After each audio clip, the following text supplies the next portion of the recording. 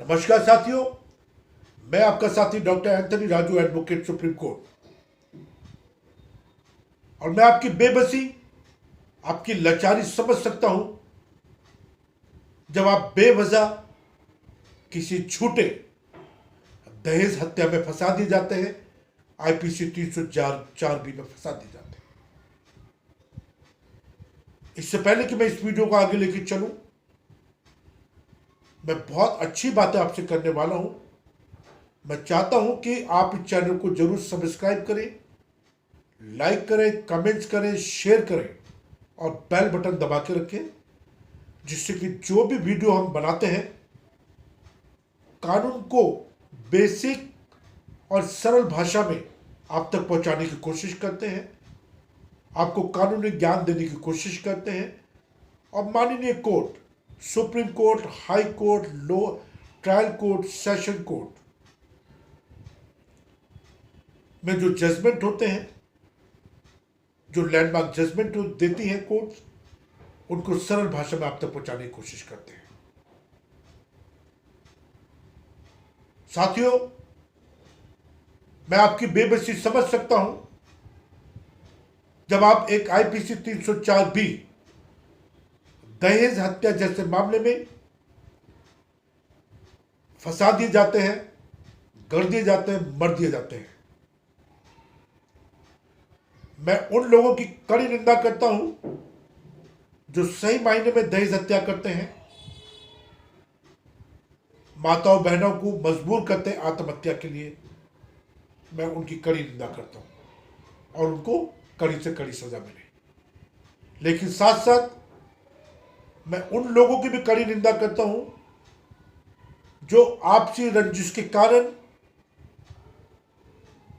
या उनकी बेटी अगर सुसाइड कर ले 7 साल से पहले, तो किसी के कहने में आके वो झूठे मुकदमे करते हैं, झूठी एफआईआर लिखते हैं और अपनी बेटी का सौदा करते हैं। सौदा किस मायने में कि आप 10 लाख दे दीजिए, आप 20 लाख दे दीजिए, हम ये केस खत्म कर देंगे, हम ये एफआईआर वापस ले लेंगे। ऐसे लोगों का हमें पर्दाफाश करना चाहिए। और मैं आपको एक बिल्कुल गोल्डन लाइन में बता देना चाहता हूं कि आईपीसी 304 बी ये गंभीर मामला है, गंभीर सजाएं हैं, इसको हमें हल्के में नहीं लेना चाहिए।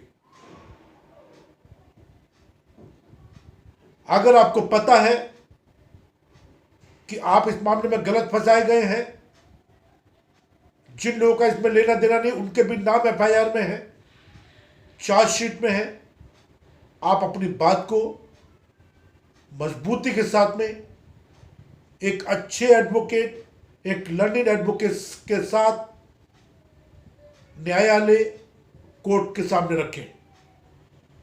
मैं आपको दावे के साथ और बड़ी जिम्मेदारी के साथ कह रहा हूं कि अदालत और जो माननीय जजेस हैं वो हमारी बातों को सुनते हैं और बहुत गहराइयों से सुनते हैं।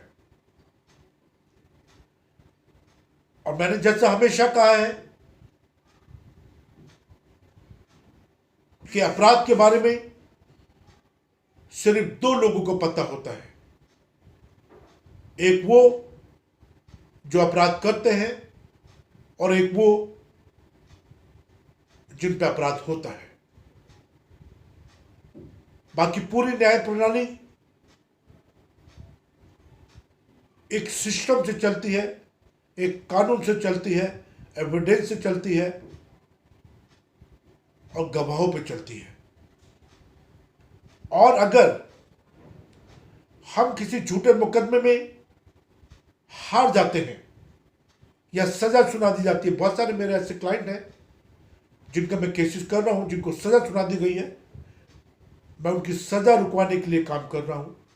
मेरी टीम जो पूरे हिंदुस्तान में हाई कोर्ट में है, सुप्रीम कोर्ट में भी है, हम लोग कानून को सही मायने में इस्तेमाल करते हुए उनकी सजा रोकने के लिए काम कर रहे हैं। और मैं बड़ी दावे और जिम्मेदारी के साथ कह रहा हूं कि अगर ये झूठा मुकदमा है और ये गलत सजा हुई है तो माननीय court, high court, supreme court हमारी बात को जरूर सुनते हैं और सुनेंगे। फर्क इतना होता है कि आपने अपने केस को समझाने के लिए या आपने अपने केस को माननीय कोर्ट के सामने रखने के लिए कितनी तैयारी की है। एक डॉक्टर जब किसी दिल का इलाज करता है या कैंसर का इलाज करता है तो वो अच्छी तरह से तैयारी करते हैं। तो साथियों, जब हम मुकदमों की बात करते हैं, वो भी गंभीर मुकदमे आईपीसी 304 जैसे, इस पे जब हम अपनी पूरी तैयारी के साथ जाते हैं तो कोर्ट हमारी बात को सुनती है। और अगर हम मुकदमा हारते हैं तो मैं बड़ी जिम्मेदारी के साथ कह रहा हूं कि आपके जो एडवोकेट है, आपके जो अधिवक्ता है, वो जजेस को, आपके केस को, आपके एविडेंस को समझाने में नाकामयाब रहे। आपका क्रॉस या तो ढंग से नहीं हुआ, आपके एविडेंस ढंग से नहीं हुए, कहीं ना कहीं कमी रही कि आप एक झूठा मुकदमे में फंस गए और उसके बाद आपको सजा हो गई। देश के कानून आपकी रक्षा के लिए है, आपको न्याय दिलाने के लिए है, लेकिन साथ साथ हमें यह ध्यान रखना पड़ता है कि इन कानूनों का गलत इस्तेमाल ना हो। आप मेरी टीम से, मेरे से डायरेक्ट बात कर सकते हैं। मेरा नंबर है 9873005424। आप मुझे व्हाट्सएप कर सकते हैं, एसएमएस कर सकते हैं, कॉल कर सकते हैं, व्हाट्सएप कॉल कर सकते हैं। और लीगल एंड लीगल एसोसिएट जो हमारी लीगल फर्म है, तो बहुत सारे हमारे लर्निंग एडवोकेट हैं, हमारी टीम है जो पूरे हाई कोर्ट में, सेशन कोर्ट में, सुप्रीम कोर्ट में बखूबी अपना काम करती है। हम आपके साथ हैं, आपकी मदद करने के लिए तैयार हैं।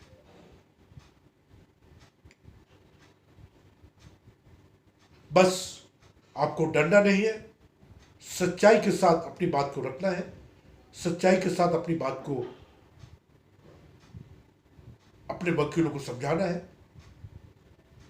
अपने एविडेंस पे काम कीजिए, अपने गवाहों पे काम कीजिए, और सीन ऑफ क्राइम क्या है, सीन ऑफ इंसिडेंट क्या है, चेन ऑफ इंसिडेंट क्या है, और अच्छी तैयारी के साथ, मैं आपको बड़ी जिम्मेदारी के साथ कह रहा हूं साथियों, चाहे बेल हो, एंटिसिपेटरी बेल हो, इंट्रीम बेल हो, रेगुलर बेल हो, क्वेश्चनिंग हो, कोई भी चीज हो, इसका एक वक्त होता है, इसका एक टाइम होता है।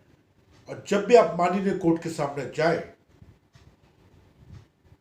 ध्यान से सुन लीजिए मेरी बात, जब भी आप माननीय कोर्ट के सामने जाए, चाहे वो हमारे एडवोकेट हो, चाहे वो आपके एडवोकेट हो, कोई भी हो, बट गंभीर मामले हैं, गंभीर एडवोकेट लीजिए, अच्छे एडवोकेट लीजिए, लर्निंग एडवोकेट लीजिए, जो आपके बचाव में सक्षम हो, जो आपकी बात को कोर्ट के सामने अच्छी तरीके से रख सके।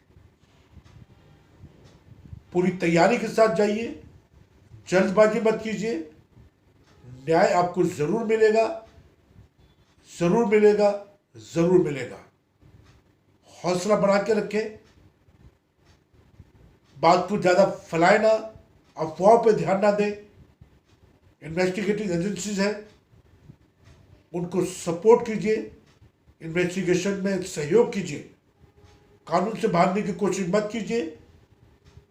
कानून से नहीं भागना चाहिए। अगर आपके खिलाफ एफआईआर हो चुकी है तो अपनी तैयारी शुरू कीजिए अपने बचाव के लिए। और मैं बड़ी दावे और जिम्मेदारी के साथ कह रहा हूं कि अगर ये झूठा मुकदमा है